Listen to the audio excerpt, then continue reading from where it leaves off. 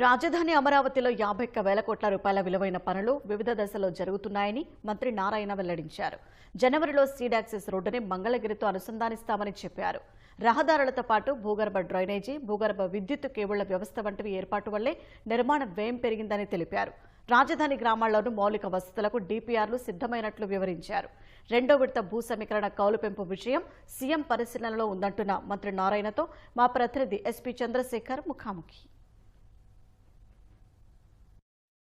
రాజధాని అమరావతి నిర్మాణ పనులు ఊపందుకున్నాయి. మంత్రి నారాయణ నిత్యం కూడా ఆ పనులను కూడా సమీక్షిస్తూ వాటి పురోగతిని తెలుసుకుంటూ అధికారులకు సరైనటువంటి ఆదేశాలు ఇస్తూ నిర్దేశిత కాలపరిమితి ప్రకారం పనులను కూడా జరిగే విధంగా కూడా పర్యవేక్షిస్తున్నారు. మనతో పాటు మంత్రి నారాయణ గారు ఆయన మాట్లాడతారు. సార్, ఎట్లా ఇప్పుడు రాజధాని ప్రాంతంలో చూసుకుంటే ఎన్ని వేల కోట్ల రూపాయల పనులు జరుగుతున్నాయి, వాటికి సంబంధించి ఏంటి అసలు స్టేటస్ ఏంటి? 217 చదరపు కిలోమీటర్లో ప్లాన్ చేసాం.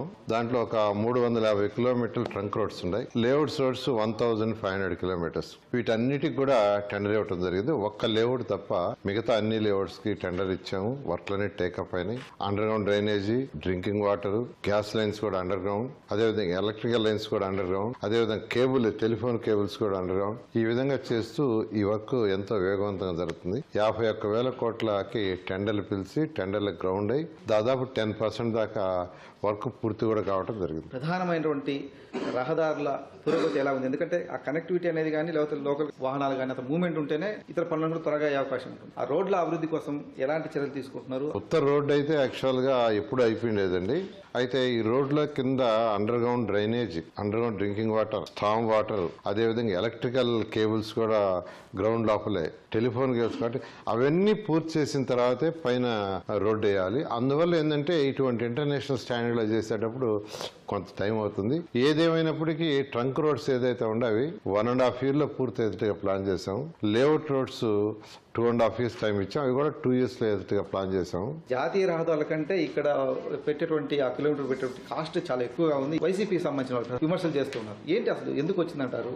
అంత ఖర్చు ఎందుకు మనం పెట్టాల్సి? జాతీయ రహదారుల్లో అండర్ గ్రౌండ్ డ్రైనేజ్ ఉండదు. కింద కేబుల్స్ ఉండవు. ఏ కేబుల్స్? ఎలక్ట్రికల్ కేబుల్స్ అన్ని పైన పోతుంటాయి. అదేవిధంగా టెలిఫోన్ లైన్స్ కింద ఉండవు. Drinking water lines national highway కింద వాడు. ఇక్కడొచ్చి సోషల్ ఇన్ఫ్రాస్ట్రక్చర్, ప్రజలు నివసించడానికి ఉండటానికి కావాల్సిన సోషల్ ఇన్ఫ్రాస్ట్రక్చర్ చేస్తున్నాం కాబట్టి ఆ కాస్ట్ ఈ కాస్ట్ తో కంపేర్ చేయాలి. సీడ్ యాక్సెస్ రోడ్ కానీ లేకపోతే మంగళగిరి నుంచి కనెక్టివిటీ కానీ వీటికి సంబంధించి లేకపోవడం వల్ల కొన్ని ఇబ్బందులు వస్తున్నాయి అంటారు. ఎట్లా దానికి సంబంధించి పురోగతి ఏంటి? Number 1 western bypass road almost అయిపోయింది. 2 బాటిల్ నెక్స్ ఉన్నాయి, అవి కూడా వర్క్ జరుగుతుంది. సంక్రాంతికి హ్యాండ్ ఓవర్ చేస్తే గుంటూరు నుంచి అమరావతికి రావాలనుకున్న వాళ్ళు గుంటూరులో నేషనల్ హైవే ఆడగానే ఎక్కితే E8 కింద దిగేస్తారు.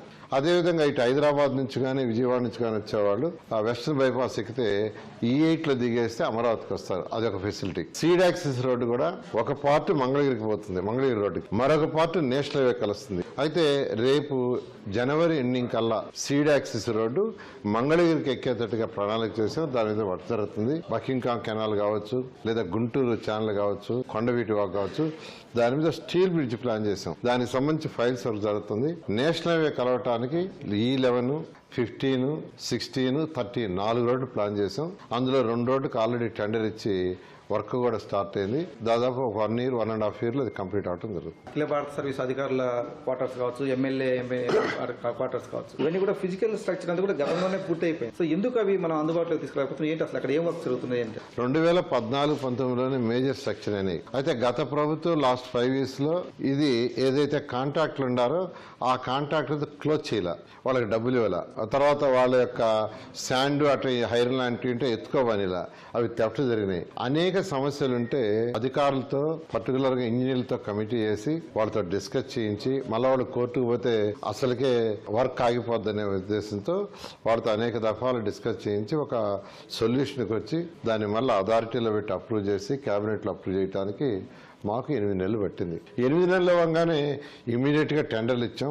ఇది భవనాలకు ఇచ్చాము, రోడ్లకు ఇచ్చాం, డ్రైన్కి ఇచ్చాం. ఈ లోపల వర్షాలు రావటం ఒక 4 నెలలు వర్షాలతో. అయితే వర్షాలు బాగానే వర్క్ టేకప్ చేశారు. ఎంతో వేగవంతంగా చేస్తున్నారు. ఈ భవనాలన్నీ కూడా మార్చ్ ఎండింగ్ లోపల కంప్లీట్ చేసి అధికారులు ఇవ్వడానికి ప్రయత్నిస్తున్నారు. ఉద్యోగులకు సంబంధించిన బిల్డింగ్స్ కూడా ఉన్నాయి. సో వాళ్ళందరూ కూడా దాదాపు 5,000 మంది ఉద్యోగులు ఎంతమంది వచ్చి ఇక్కడ పనిచేస్తే ఇక్కడ ఉంటే కనుక కొంత ఎకడమిక్ యాక్టివిటీ కూడా ఈ ప్రాంతంలో డెవలప్ అయ్యే అవకాశం ఉంది కదా. సో వాళ్ళు ఎప్పుడు లోపల వచ్చే అవకాశం ఉంది? నెక్స్ట్ అకాడమిక్ ఇయర్ కన్స్ట్రక్షన్ జరుగుతుంది, ప్రతి దగ్గర క్లబ్ హౌసెస్.